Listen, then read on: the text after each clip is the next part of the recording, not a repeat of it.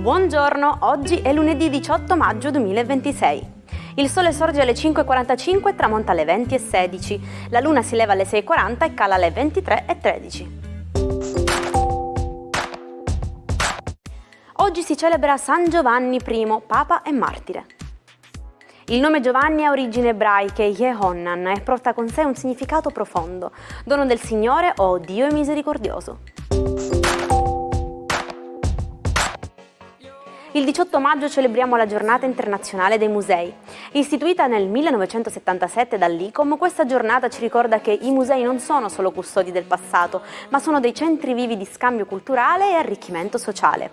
Oggi migliaia di istituzioni in tutto il mondo aprono le porte con eventi speciali per promuovere la bellezza e la conoscenza come strumenti di pace e sviluppo.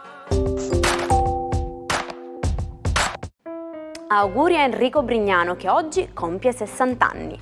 Il comico romano, allievo prediletto del grande Gigi Proietti, festeggia un traguardo importantissimo.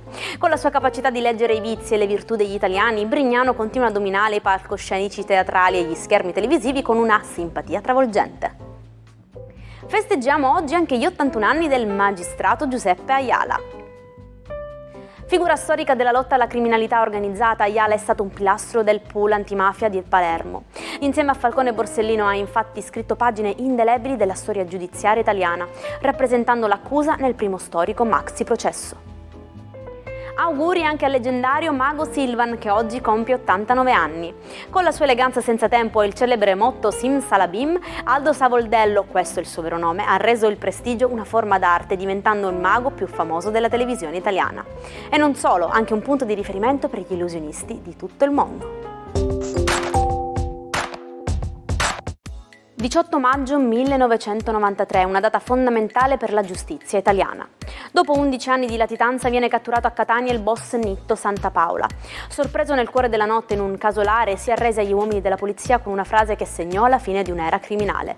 Prima o poi doveva finire. Perché gli elefanti africani scelgono sempre la strada pianeggiante? Un elefante adulto può pesare fino a 6 tonnellate, immaginate lo sforzo per sollevare quella massa su una collina. Uno studio durato 22 anni in Kenya ha confermato che questi giganti sono campioni di efficienza energetica.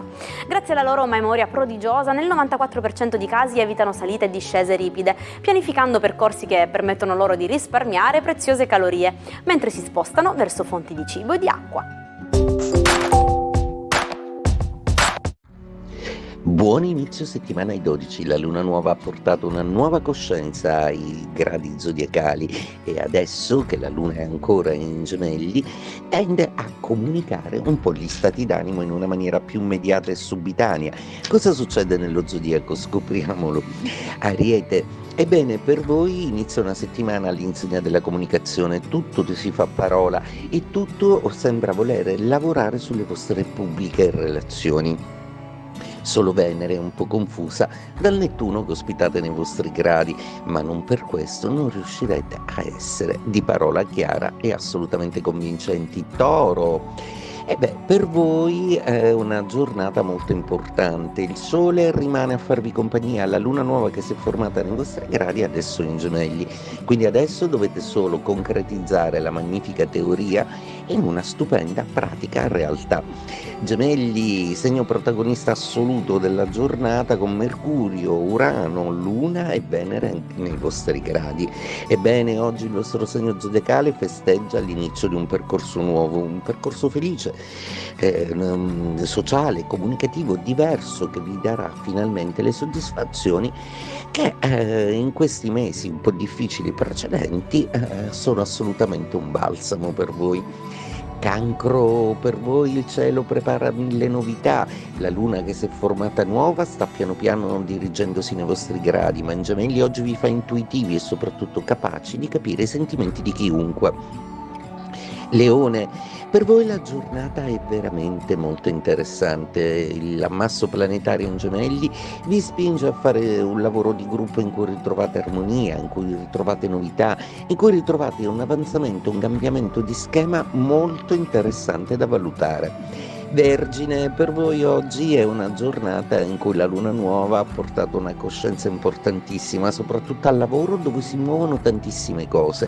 C'è anche l'amore e soprattutto venite apprezzati per la vostra integrità e la capacità di essere anche delle splendide persone, al di là della vostra capacità lavorativa. Bilancia, trigoni da tutte le parti per voi. Ecco che Mercurio, Urano, Luna e Venere contribuiscono tutti a farvi avere un grande successo, soprattutto perché spiazzerete le persone con una mossa che pochi si aspettavano.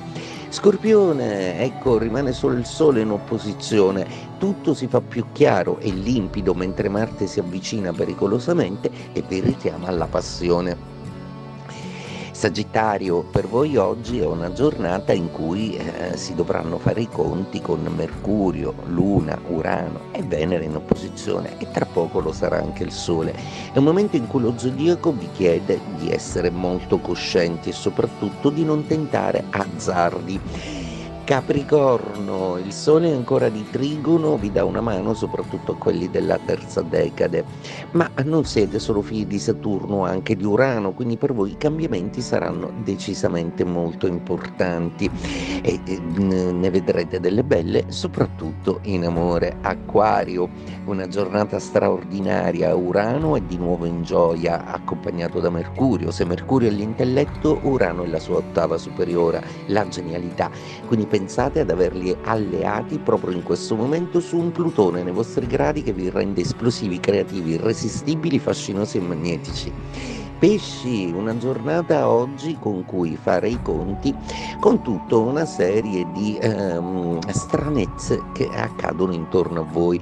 Qualcuno viene meno ai compiti dati, qualcuno manca di parola, qualcuno ha deciso letteralmente di farvi impazzire. Non preoccupatevi, seguite il flusso, rimane Venere che tra poco diventa vostra amica e vi fa di nuovo sognare. Il 18 maggio 2005 la maestosità dell'Himalaya si tinse di tragedia. Durante una spedizione italiana sull'Annapurna, 8.091 metri, una valanga travolse il gruppo di alpinisti. Mentre gli altri componenti si salvarono, perse la vita l'altoatesino Christian Kantner, uno degli scalatori più forti al mondo, che aveva già conquistato ben 13 degli 8.000 della Terra.